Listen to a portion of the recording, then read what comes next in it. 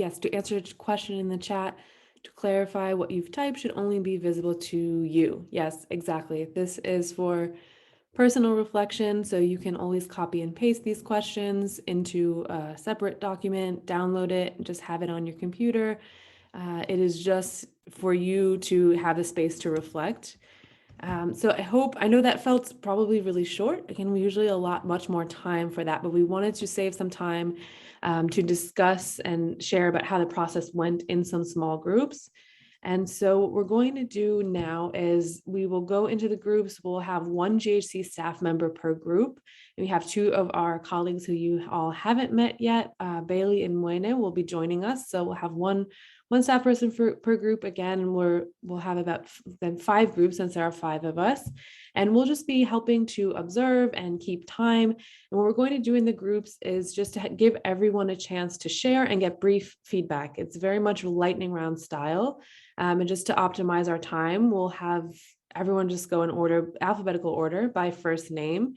And so each person in the group should take about a minute or so to share some reflections. You can share what you came up to in response to one of the prompts. You can share a challenge or where you got stuck, or if you felt like the prompts were particularly tricky or there was a question you gravitated towards. Any of those reflections from the process you can share. And then we'll allow another minute or so for others in the group to ask you questions, to give you feedback, to respond to what you shared, to tell you what real discussion points from the session were. So I'd love to ask a couple of people, volunteers, to share with the group some of the stories that they uncovered in this exercise. What was the challenge? What was your choice? What happened? And it doesn't have to be perfect to memorize. I know that that's like a major part of the anxiety around storytelling. So it doesn't have to be meticulously delivered, but it's just really great to hear what came up for you in the reflection.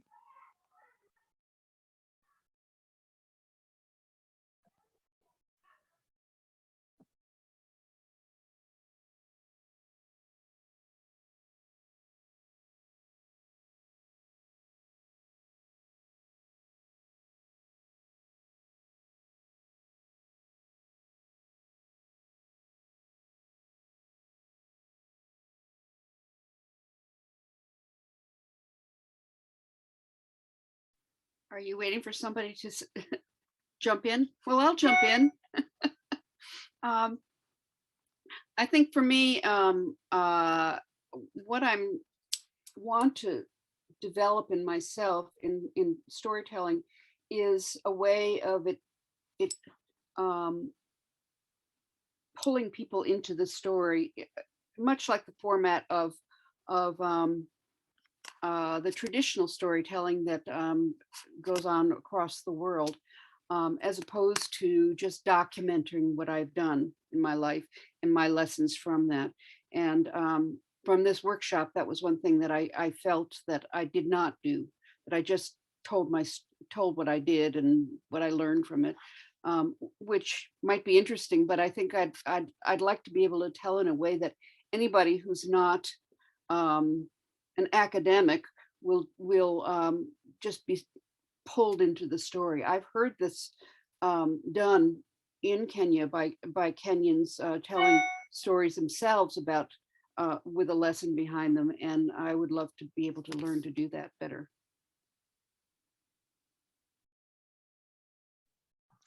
Thank you so much, Judith. Does anybody else want to share?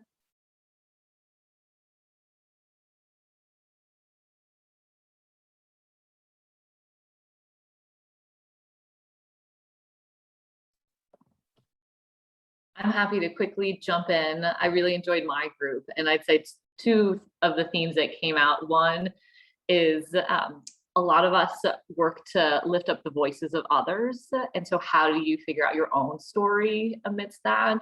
And then the second piece of sometimes having imposter syndrome, like, am I the right person to really be the one sharing a story? Is anyone going to listen? I appreciate that, Heather, and totally relate to that as well. Thank you so much, Judith and Heather, for sharing. I'll pass it over to Brittany for the next. Yeah, thank you, Ruth. I had a really awesome group as well, and we heard I actually didn't do a great job of timekeeping because we had some really powerful stories from a few folks that just required a little bit more time to share. So I was really excited to see that people were able to go pretty deep and with the prompts. And so as we mentioned, I just want to emphasize this is really an introduction. I hope you will refer back to the tools, the worksheet, and the public narrative framework. We shared them in the platform. You can access them if you RSVP to the session on the conference platform. You can always go back, spend time reflecting. And this has also been something that we at Global Health Corps have periodically done as a team. So we facilitate longer sessions with our fellows, with our alumni going through our program, but then also recognizing that, to Heather's point, and what a lot of times we hear is, yes, there is a very important role and space for lifting up other stories. And there are spaces where it's really important to say, here's my story and here's why I do the work that I do. And that knowing that there will be some who resonate with that, and that we always have an opportunity to inspire and to mobilize, which is one of our leadership practices. So I hope you all keep practicing, again, with yourselves, with your teams. Remember that this is a lifelong practice of cultivating these stories. Our stories can be very, very contextual. So I think important to recognize how our identities, influence our stories, and how we can, again, share them out to inspire others to both see injustices and also be moved to action. And then our last final piece, I think, Ruth, if you want to just close us out on a message to Heather's point earlier about, do I actually have a story to tell? We are just here to remind you, yes, you do. So I'll turn it over to you, Ruth, to share, and thanks, everyone. Thanks, Brittany. Yeah, I mean, imposter syndrome is incredibly crippling. Maya Angelou, one of my all-time heroes, talks about how riddled with it she was throughout her very illustrious career. And so it only makes sense that if you're sharing from your personal perspective or using your voice, that you have those doubts. So this is just the first step. Yes, you do have a story to tell. You have everything you need. And part of embarking on this leadership journey is finding the courage to share that story, because the goal is impact, and impact can't happen if you have your mouth and your hands closed. So if you share your story, it moves others, it affects the change that we want to see.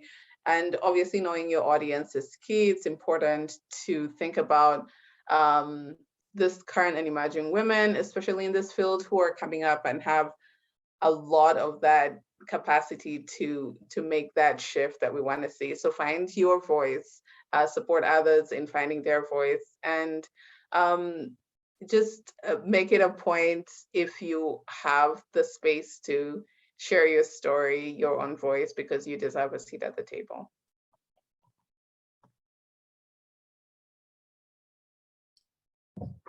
I think that's us for today. So thank you again for everyone joining. It's been such a pleasure. Enjoy the rest of your conference, and please take care. Thanks, GHC crew. You were awesome.